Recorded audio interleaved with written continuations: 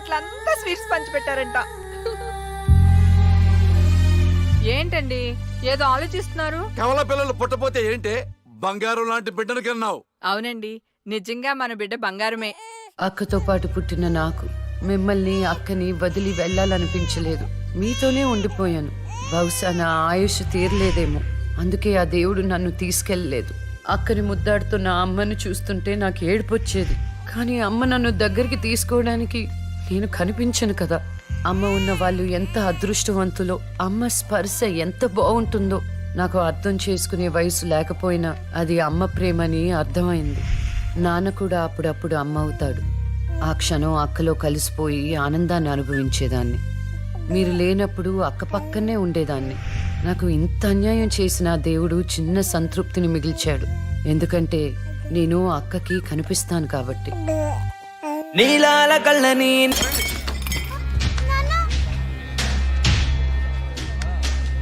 ఒకరోజు కోర్టులో నాన్నకి జరిగిన చిన్న అవమానానికి అక్కలో ఉన్న నేను జడ్జ్ అవ్వాలని నిర్ణయించుకున్నా. అక్క ఎక్కడున్నా నేను అక్కతో పాటే ఉండేదాన్ని. నేను తనకి కనిపిస్తానన్న విషయం అమ్మా నాన్నలతో చెప్పకూడదని ఇద్దరం ప్రామిస్ చేసుకున్నాం.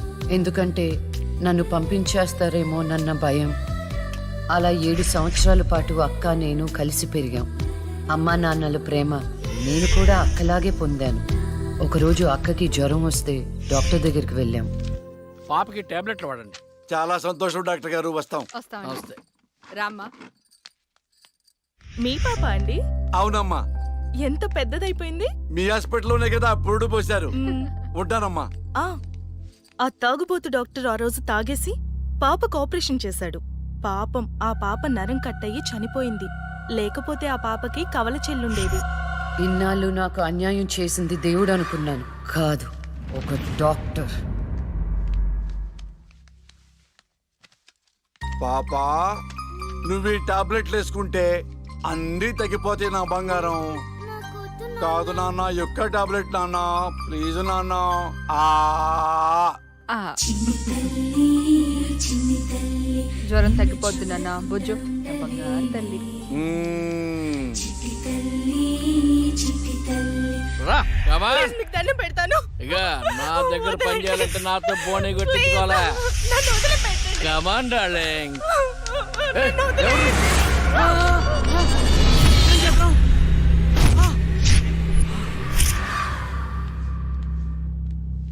పాపా, పాపా, తులసి, ఆ, పాప ఎక్కడ?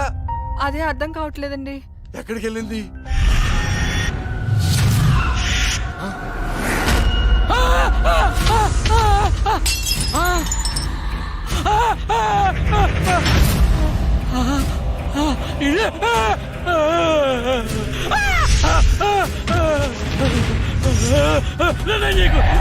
నీ దండం పెడతా.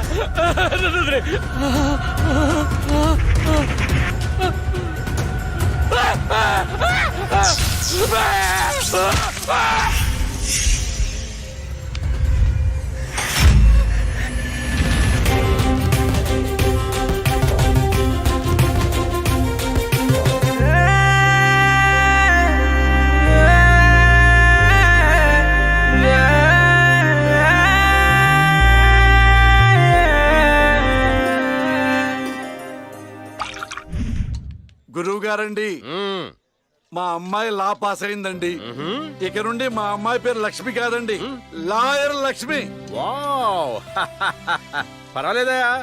కోర్టు ముందు టీ అమ్ముతునే కూతుర్ని లాయర్ని చేశావు. Very good. ఇంతగా అమ్మాయి ఎక్కడా? లక్ష్మి,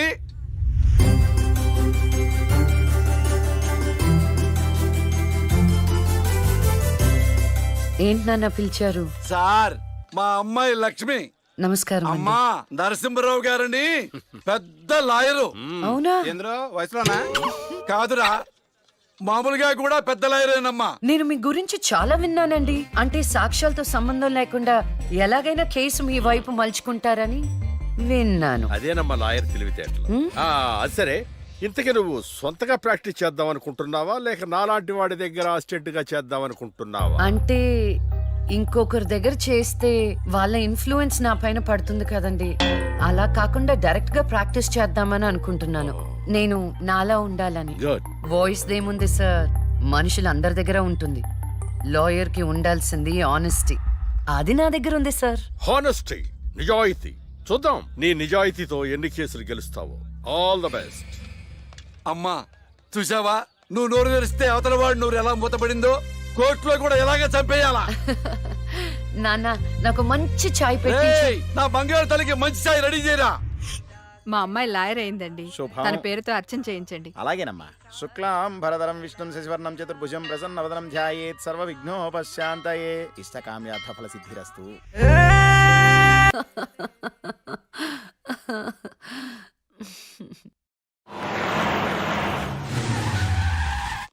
అక్క లాయర్ కన్నా జడ్జ్ గానే సూట్ అవుతుంది.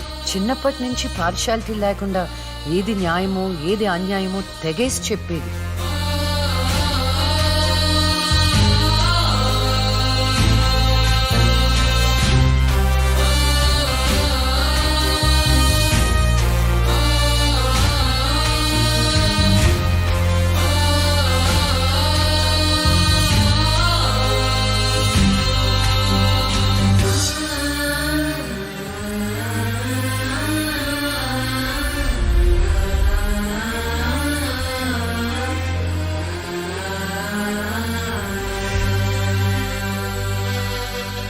కూర్చోండి.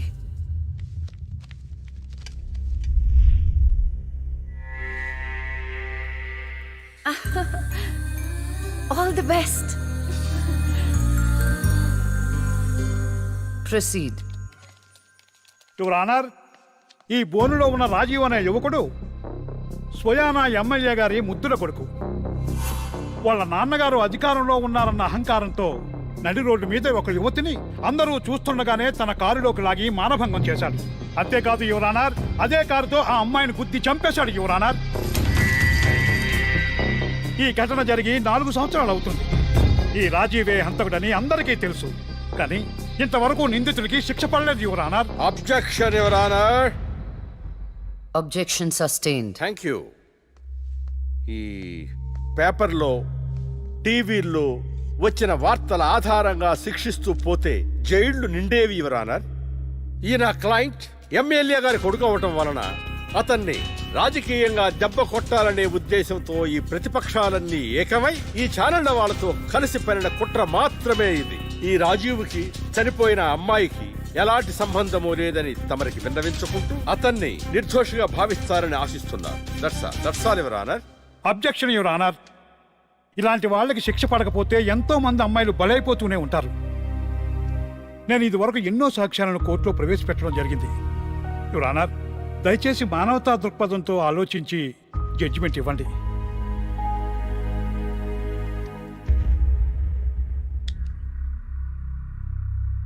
ఈ కేసు పూర్వాపరాలు పరిశీలించిన మీదట సాక్ష్యాధారాలు తారుమారు చేసి ఈ కేసుని పక్కదారి పట్టించడానికి ప్రయత్నం జరిగిందని నాకు అర్థమైంది.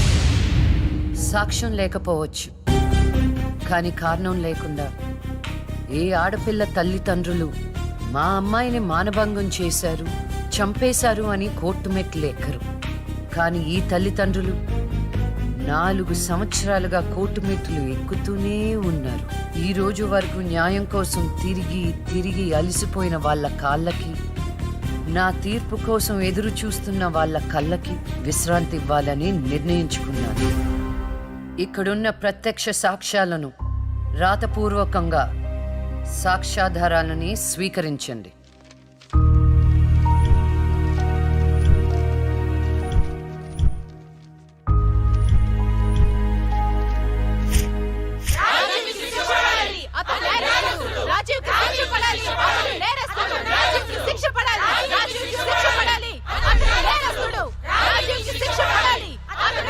Order, order, order. రాజీవ్ అనే ఈ ముద్దాయికి లైఫ్ ఎమెన్షన్ కఠిన కారాగార శిక్ష విధించడమైనది. Objection your honour. Objection overruled. The court is adjourned.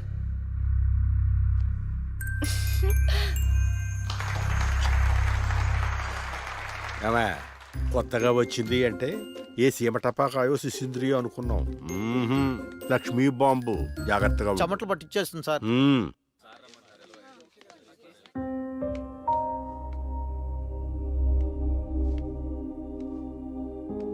Hello hello, అందరూ ఒకే దగ్గర ఉన్నారు.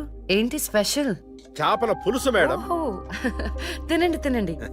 మీ అందరికీ ఒక విషయం చెప్పేద్దామని వచ్చాను. ఇక మీదట దొంగ సాక్ష్యాల్ని ఎంకరేజ్ చేయకూడదు, న్యాయంగానే వాదించాలి. ఏమిటి మేడం, ఏం మాట్లాడుతున్నారు? ఇంకెలా మాట్లాడమంటారండి? హా? కోర్టుని కూరగాయల మార్కెట్లా తయారు చేశారు. స్టేషనరీ నుండి సాక్ష్యాల వరకు ప్రతిదీ అమ్మకమే. మర్డర్ కేసుకో రేటు, దొమ్మి కేసుకో రేటు, రేప్ కేసుకో రేటు. చిచి, చెప్పుకుంటేనే సిగ్గుచేటు. సంపాదించుకుంది చాలు, ఇక అన్నీ మారాలి. అన్నీ మారతాయి. ఇక నుండి దొంగ సాక్ష్యాలు చెప్పేవాళ్ళు కోర్టు సరౌండింగ్స్ లో కూడా కనిపించడానికి వీల్లేదు. ఎవడైనా కక్కుర్తిపడి డబ్బు కోసం దొంగ సాక్ష్యాలతో కేసుని గెలిపించుకోవాలని చూస్తే వాళ్ళని కూడా నేరస్తుల బోన్లో నిలబెడతా, శిక్షలో షేరింగ్ ఇప్పిస్తా. ఇక నుంచి న్యాయం గెలవాలి,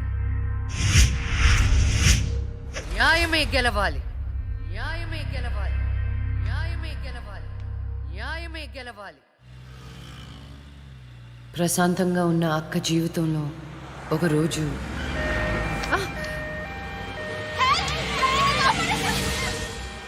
అంబులెన్స్ లో అమ్మాయిల ఫాలో అవ్వు.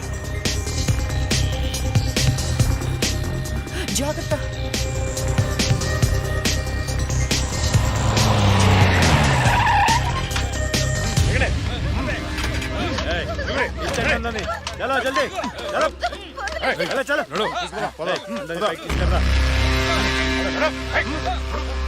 అంతా ఓకే అన్నా తీసుకొచ్చే అందరినీ. ఏం ప్రాబ్లం రాలేదు కదా? అంబులెన్స్ లో అమ్మాయిలు ఉంటారని ఎవరు గెస్ట్ చేస్తారన్నా? ఏయ్, వీళ్ళందరినీ ట్రక్ లో ఎక్కించండి. ఆ దుబాయ్ షేక్ గాడు ఒక్కడే ఫోన్లు. అసలు అది సార్ ప్లీజ్ సార్, దండం ఓయ్! పెట్టండి. అరవకో. ఏంటే నువ్వు అరిస్తే రిప్లై ఇచ్చేవాడు ఇవ్వలేడు. ఇది నా ఏరియా. రేయ్, తీసుకెళ్ళండి రా అందరినీ. తీసుకెళ్ళండి తొందరగా. పోవే. Stop it!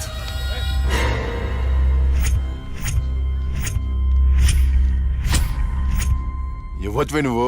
అది తర్వాత. హాస్పిటల్ కి వెళ్లాల్సిన బండి ఇక్కడికి వచ్చిందేంటి? ఏంటి పాప క్లారిఫికేషన్ కావాలంట? రేయ్, ఇచ్చేయండి రా. అమ్మాయే కదా అని అలుసుగా చూస్తున్నారేమో.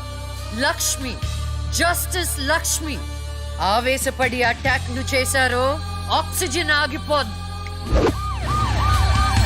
Arrest him. వదలరా.